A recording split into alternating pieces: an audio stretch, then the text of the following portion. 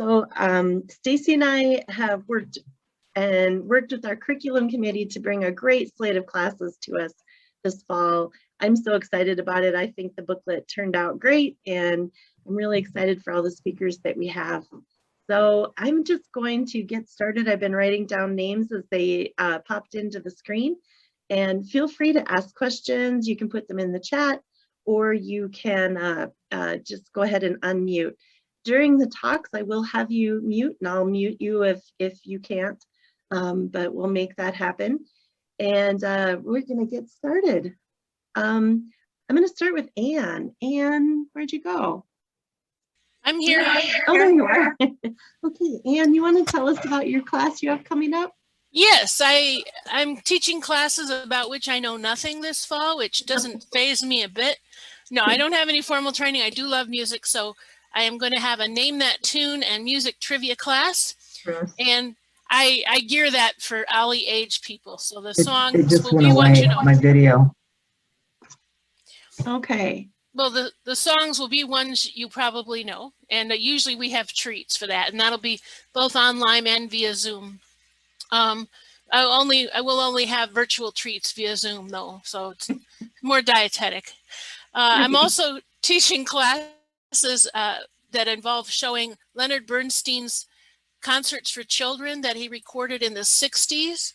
They're really educational but fun. They're about classical and other kinds of music, but he gears it for the 12-year-old audience. So it's right on my level, and I'm hoping you will enjoy it too. It's not too difficult. So that's mine. Thanks, Anne. That sounds great. We love music classes at OLLI. I'm going to ask Liz to talk to us next. Liz, tell us about what you have coming for us this fall. Sure. Hi, I'm a historian with the State Historical Society. And so as side projects, I've been doing lots of different kinds of research. So I have a couple of classes that I'm doing. One is a one-time class about women at work from 1880 to 1920.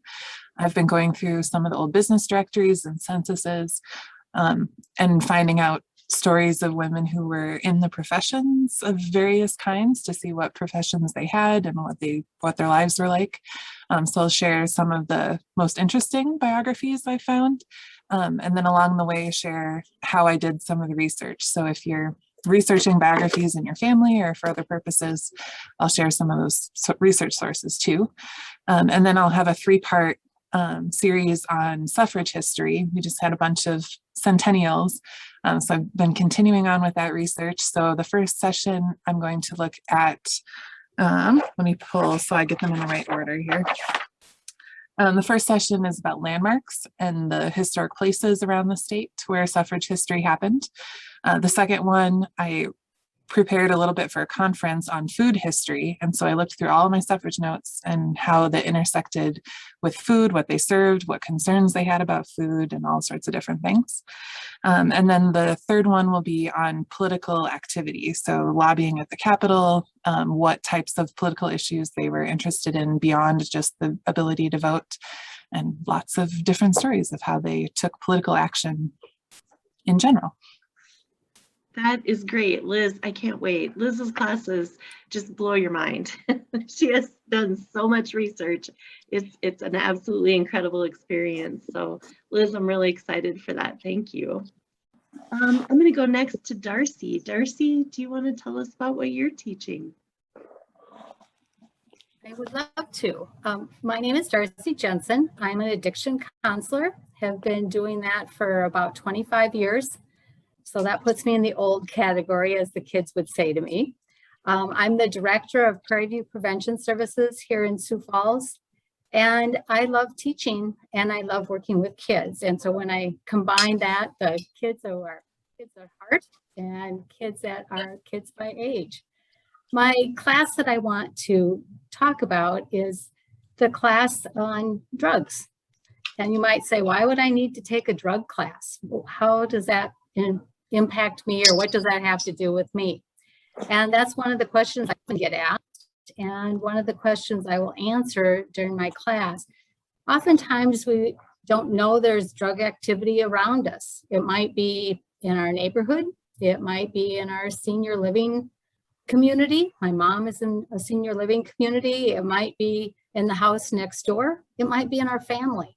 And if we don't know what we're looking for, and we don't know some of the safety concerns, we might not be aware of what's going on around us. So my goal will be to really talk about what are those signs and symptoms? What are some of the safety concerns that we should be asking about? What are some of the drug trends currently in our area? The drug trends change. Sometimes we might be, years ago, I was looking at heroin. Now we're looking at heroin's back in the Sioux Falls area.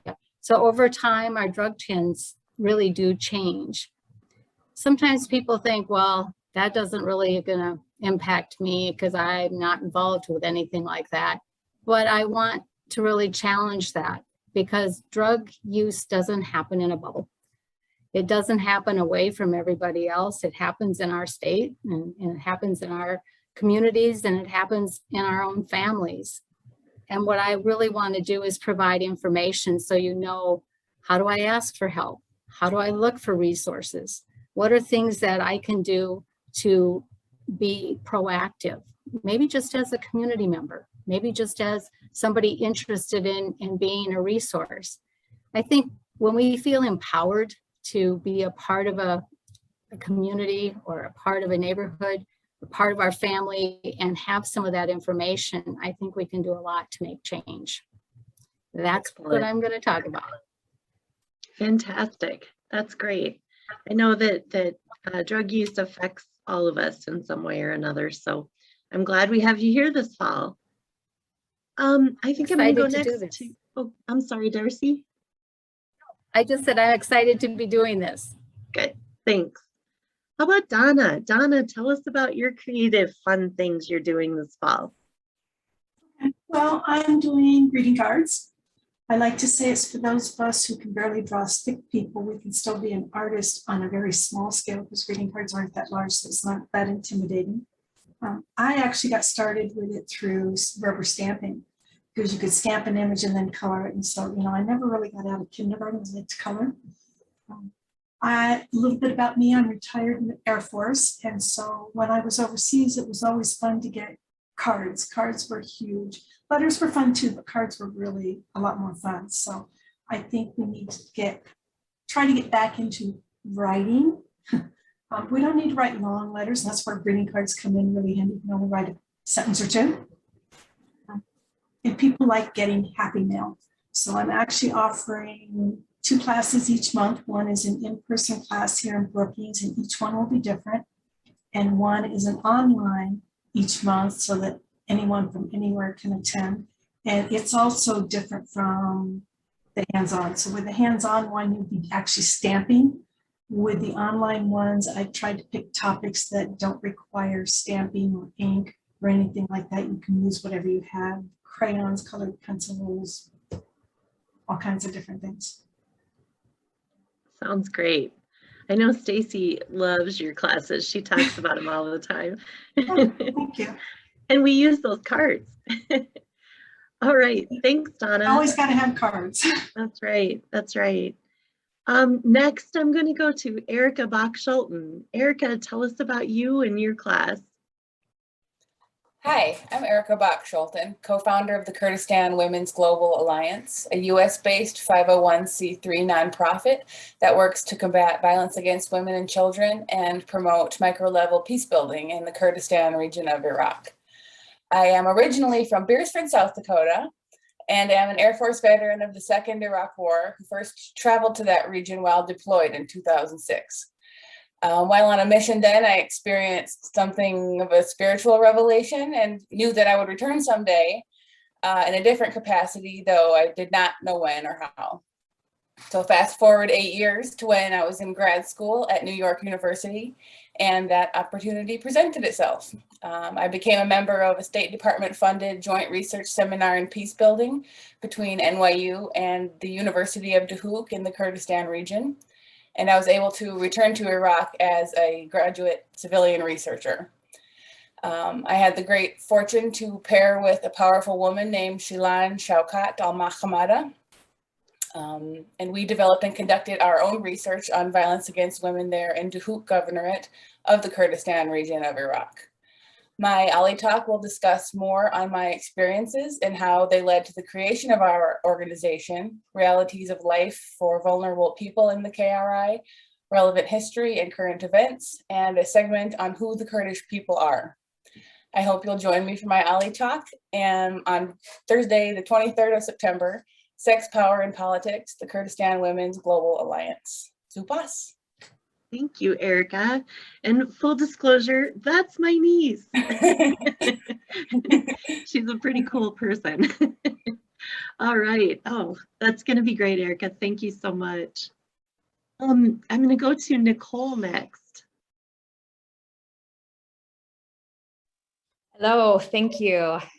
I'm taking notes, all these classes that I want to join. Right, They all sound right. so interesting. So my name is Nicole Flynn. I am an associate professor in the English department at SDSU. And I will be teaching a class called Lick, Dip, Paint, the story of the Radium Girls yesterday and today. I had the pleasure of being in this play when the Brookings Community Theater did it a couple of years ago. And this is the period that I research in terms of my professorship. So we'll be meeting two sessions, one on November 2nd, one on November 9th from 3:30 to 5. And during the first session, we'll focus more on the history of radium and these factories where the girls worked and developed radium poisoning, and also the court cases that followed and sort of the history of that using Kate Moore's book, and then putting that more broadly in the context of gender and labor and immigration in this part of the 20th century. And then in the second session, we're going to talk about some more recent adaptations and how this has kind of reemerged as something really timely for some reason. And I want to kind of tease out maybe why that might be. We'll look at the play and the 2018 film called Radium Girls, and there's also a biopic of Marie Curie called Radioactive that came out last year. So that is what we will discuss in the second session. Fantastic. Thank you so much. I can't wait for this. This is exciting. I think Larry, would you like to talk to us next? We'll need you to unmute first.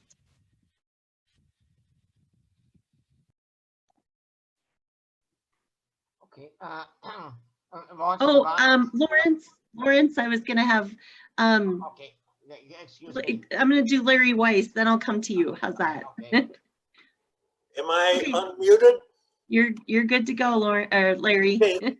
Thank you. Good evening, ladies and gentlemen. I'm Larry Weiss, and I'll cover things to consider and questions to ask in selecting a senior living facility, which also will include assisted living, memory care, nursing home, all of the potential areas of need. My background in this area is my wife Colleen and I spent 21 months in a senior living facility. She was in the nursing home. We also were exposed to another facility during part of that time for about a month. Colleen had therapy in 2 additional senior living facilities over a period of 2 or 3 years, and I now live independently in a 5th senior living center. So been exposed to quite a variety. Things that I'll cover in the 23 September class will be visiting the facility to determine its suitability to individual or your loved ones, eat a meal in the dining room to gauge the quality of food. For seniors in a senior living facility, the 3 meals or 2 meals, however many they eat, is a significant part of their day, socially and as far as temperature, quality of food. So it's important to gauge this when you're making a selection. Also visit with the CEO or the executive director as far as their feelings and attitude toward seniors. That's very crucial. Unfortunately, we had an experience where that was not as good as it should have been, but we'll talk about things in that area. Meet with the chief financial officer, find out what the costs are for independent living, assisted living, memory care, and health care, so that a person or family is prepared for the future. Meet with the director of nursing to determine nursing services available, therapy available. Current residents, talk to them as to how long they've been in the facility, how they feel about it. Is it satisfactory? Are there improvements needed so that the family is prepared for this experience? And I should emphasize that this selection and decision is critical because this may be the last place that a family member or loved one lives. So it's important to spend the necessary time to prepare. And I would encourage those who may attend to prepare questions.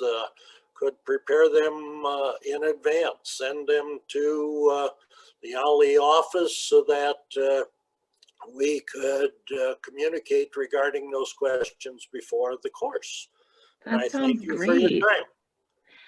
Larry, thank you. I know a lot of people that's at the top of a lot of people's minds. So I hope people will sign up for that class as well. Thank you so much. We're going to go with Lawrence, and then Michael Johnson, you'll be up after Lawrence. Lawrence, can you get unmuted? There we go. So sorry. Lawrence Novotny in Brookings. I will be doing the class on transgender issues. I was a co-founder of Equality South Dakota, the statewide LGBT advocacy organization. It's been actively involved during the past 8 or so legislative sessions, trying to look in defeating all the negative legislation that comes forward. So this is a one-session class. We'll talk a little bit about the legislature, kind of what's going on there, but most of the class will focus on either meeting with some transgender individuals or parents of transgender kids. Depends upon the location. The October 15th class will be held in Sioux Falls, and that one also would be zoomed out also. And so that's in person and Zoom. The other two are in person only with no Zoom capabilities, but October 8th is in Brookings and October 22nd is in Vermilion.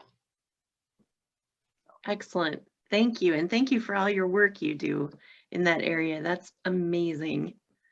Thanks so much. Michael, let's hear what you have up for us this fall. Okay, so hi, my name is Michael Johnson. So by profession, I'm the head chef and general manager at the Pheasant restaurant in Brookings. And I usually teach classes about wine tasting, food and wine pairing, food fraud, olive oil, stuff like that. But this one's a little different. I'm actually the third generation to be in my position. My grandparents have owned the restaurant since 1966. And my grandfather, who is a Norwegian American, was in his final days of life when he got very soft and uncharacteristic in his expression of his appreciation for all things family and culture and those around him. And from his nursing home room, he was calling all over town frantically, trying to get a hold of me, and called me in. And it was to tell me that he wanted to send me to Norway to learn more about our family, the culture, and about food. Specifically, he wanted me to meet some chefs and get in some kitchens and track things down. So I listened to the boss and I went. And I was standing in a small satellite library checkout center with a family history book in hand. And a woman behind me said, "Are you looking for that house? That's my neighbor." Hop in my car. She became our translator, our guide, our sort of cultural liaison. I met about 6 Michelin star chefs. I introduced the producers of New Scandinavian Cooking, the PBS show, to the national chef of Norway, who's a 3-time Culinary Olympics champion. And because of that interaction, he is now filming the next season of the show. Everything just came together in amazing ways. I learned a lot about how to trace genealogy. You know, Norwegians can live for 8 generations and still have one foot kind of stuck in Norway, homesick for something you've never experienced until you go and then you understand what it is. And you also become so familiar, or you come to realize that some of the things that you were living out were sort of like your hyphenated ethnicity, and you didn't know it because you were surrounded here in eastern South Dakota, North Dakota, Minnesota, what I like to call Scandiota, with that influence. I took like 2,000 pictures. I stood inside of ancestral family farms and ancient churches, gathered bits of soil from every single graveyard, family farm, guard or estate farm, and church where our family would have been, baptized, married, and buried, and brought it back. So my grandfather, when he died shortly after that trip, after hearing the experience, I buried him with a vial of that soil in his hand and collected some for all of the family, made connections and friendships that I've still maintained today. So I'm just hoping to try to encapsulate that experience and what we've learned, and hopefully introduce some pointers and tips for people who might be wanting to travel in Norway and not necessarily follow the itinerary of some cruise ship or planned tourist trip. We also stopped in Sweden and ate with some families in their own kitchens. So there's some pointers about how to like experience home culture rather than just, relying on pamphlets and tourist guides. Sorry, ADHD, I hope I did a good job of explaining what I'm hoping to teach, but I'll be much more organized when it comes time for the class. So. You are such a good storyteller. I had the privilege of interviewing Michael a long time ago now for an article I did for a magazine. And so hopefully sometime he'll tell you about their grasshopper pizza. That was a good story. Great. Thank you, Michael. I really appreciate that. No problem. I'm going to go next to Mary Ann Wright. Mary, tell us about what you have coming up this fall. Primarily dry across much of Kettleland. Thanks, Thea. I'm teaching 2 classes, both of which are food related. The first one is titled The Lunch Group Returns. And it's been around for 6 or 8 years. And it started out with a group of people who went to the ethnic restaurants in Sioux Falls. We've branched out over time because we ran out of ethnic restaurants, and there's plenty of good food in Sioux Falls. So we have been to a variety of restaurants over the years. And when Guy Fieri came to Sioux Falls to do diners, dives, and drive-ins, OLLI had been to 5 of the 6 restaurants that he showcased in his show about Sioux Falls. So we are going to go to those 5 restaurants. They include Lalibela, which is Ethiopian, Urban Chislik, Bread and Circus, and Looks Marketplace. We are adding daily clean food and drink, which the OLLI Lunch Group has not gone to. And then there will be a surprise 6th restaurant. This morning, Chef Omar from Oh So Good decided to close his restaurant. He had a restaurant in Garrettson. He closed that a couple of months ago, and then he was partnering with Wiley's in downtown Sioux Falls, and he has closed that kitchen as well. So we will come up with a 6th restaurant to complete the tour. The group meets Wednesdays starting September 8th through October 13th from 11:30 to 1:30. The next class I'm teaching actually came out of that lunch group. We were visiting one day, and it was right before the Thanksgiving holidays, and several people in the group were going to bring the pie, and we started talking about our methods of making pie crust. And Suzanne Fuller, who is with the lunch group, said, that sounds like an OLLI class. You all should get together and do this as an OLLI class. So that's what happened. And we have a class called I'll Bring the Pies. It is Wednesday, November 10th from 1:30 to 3. We show different pie crust making methods. And my pie crust has a secret ingredient, which you'll find out when you come to the class. The class for I'll Bring the Pies is a hybrid class. We will have live in-person people and we will have Zoom people. Those who are live in person will have some taste test opportunities. The people on Zoom will get the recipes for all of the things we're creating. And I'm sure it'll be a lot of fun. Thanks, Thea.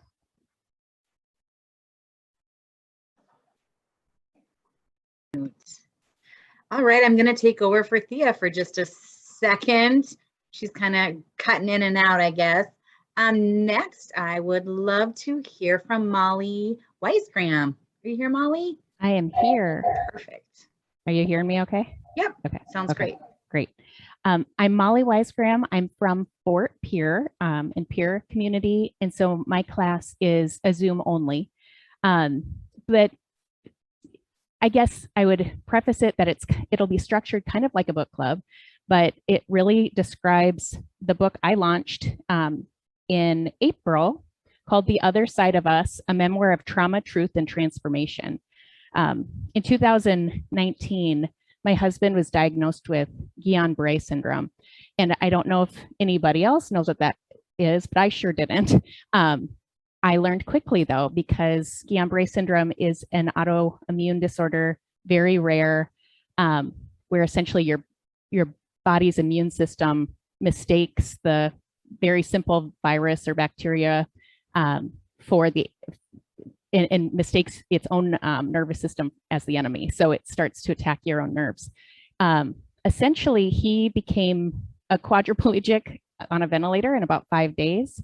And we were just sort of left to try to figure out what was happening. Our 4 kids were 8, 6, 3, and 8 months at the time.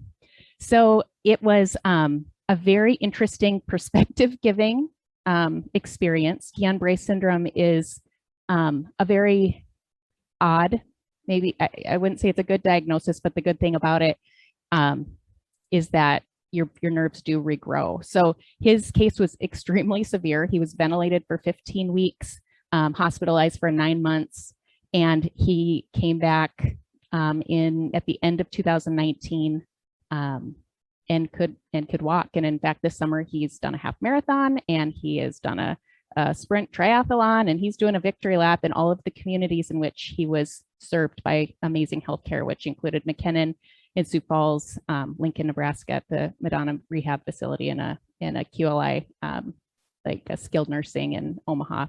So it was a harrowing adventure. It was a perspective-giving adventure. It was a lots to be thankful for in the midst of struggle. But the book itself is very much a caregiver's perspective on trauma. It shows a lot of beautiful things, because I think you somehow, these terrible things don't come with these other beautiful things that happen along the way. So in the class, I really just walk through our experience and really try to structure it like a book club. The book you certainly don't have to read, but it would definitely be probably a better experience if you read it. And you can find that on at my website, mollyweisgram.com, or Amazon. All right, thank you so much, Molly. I'd probably cry most of the class. All right, next we would love to hear from Paul. All right, hello everybody. I'm Paul Formasano. I'm an associate professor of English at the University of South Dakota. And this is my first opportunity to participate in OLLI, so I'm happy to be here. And I'm offering a class, a 6-week course on Native American literature. I am not a Native American literary scholar by training. I do research and teach in Western American literature and environmental humanities. And over time, I've been teaching more and more Native American texts and writing about some of their books. And so I have a real interest in this and look forward to the conversations that will come out of this class. So each week we're going to be looking at a different text. We're going to begin with Zitkala Shaw's American Indian Stories. She was a Yankton Sioux author, and her book came out in 1921. And we'll be reading kind of up toward the present. And so we'll move into Leslie Marmon Silko's Ceremony, and then Elizabeth Cook Lynn, which is another South Dakota author. Some of you may know her work, From the River's Edge, that talks about the damming of the Missouri River and its impact on some of the tribes here in the state. And then Sherman Alexie's The Lone Ranger and Tonto Fistfight in Heaven, Joy Harjo's memoir Crazy Brave, and then we'll wrap up with Tommy Orange's There from 2018. And so we're going to be reading from personal essays, memoir, fiction, of course, novels, short stories, so a variety of genres. And in our conversations, hope to obviously come away with a better appreciation for these various authors and their particular cultures, and also to rethink some of the various myths and stereotypes that govern American Indian culture. Many of these, or actually all of these authors, are from the American West. And so we'll be addressing issues related to the American frontier and often, again, some of those stereotypes that have long impacted Native cultures. So that's the class. Great, thank you so much. Where can they find most of these books? Are these available downtown? Yeah, that's a great question. These are, you can find all of these on Amazon or other major booksellers. I believe Zitkala Shaw's The 1921, you can find it for free on Google Books, I believe. Otherwise, all the others are from major retailers. Okay, perfect. Thank you so much for that. David Burrow, you're up next. All right, remember where my unmute button is. So my name is Dave Burrow. I'm the department chair of the Department of History at the University of South Dakota. I'm a Russian historian by specialization. This will be my second OLLI class. I did one 2 years ago on fascism, which I might have to update and do again, unfortunately. So the class I'm doing for 4 sessions in October is just called Stories from Russian History.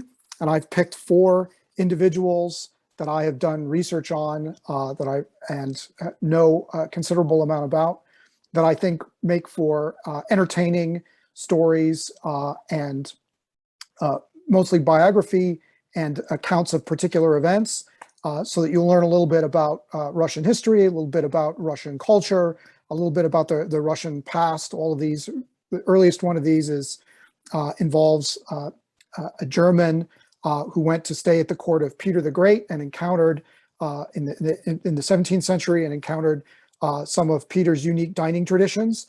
So if you're interested in finding out the story of Count Robodanowski's trained bear and what that trained bear did at Russian dinner parties, you can take this OLLI class. 2 of the stories have South Dakota connections, or a Dakota Territory connection and a South Dakota connection, but I won't give any spoilers. So again, you can find out what those are. So hopefully these will be a lively and entertaining way to learn a little bit about Russian history and also see some Russian archival documents. And as all the other historians on this call know, historians love nothing more than archival documents. So, all right, thank you. All right, thank you so much, David. We can all learn a little Russian, maybe. Teach us a couple phrases. All right, Sandra Cook. Sandra, you're on mute, Sandra.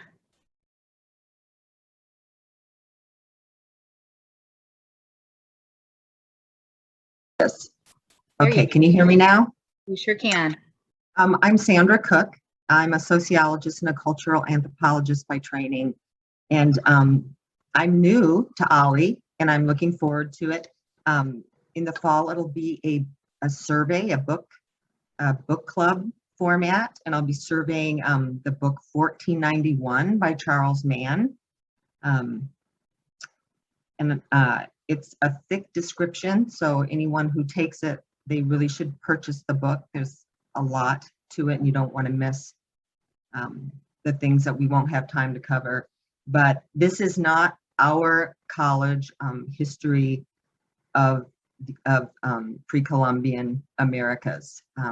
Thanks to new research methods that are based on new technologies, we just have so many new insights into culture and histories of the Americas, pre-Columbian Americas. So I found it really exciting. I found myself standing up while I was reading the book occasionally. So I hope others find it interesting too. Also, I just wanted to say quickly, I'm thrilled to hear about all of the classes that cover women's studies, women's lives here and abroad. So I can see I'm going to be busy taking a lot of classes myself. Thank you for having me. Perfect. Thank you for being here. There's definitely going to be a lot of reading happening in this next month.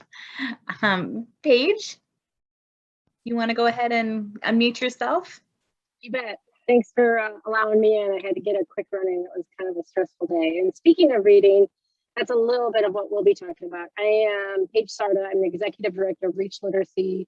We're a nonprofit that teaches adults how to read. We've been doing that since about 1986, and we also operate a used bookstore. I can't guarantee all the books that everybody is looking for are at our store, but it's worth a look because they're pretty inexpensive.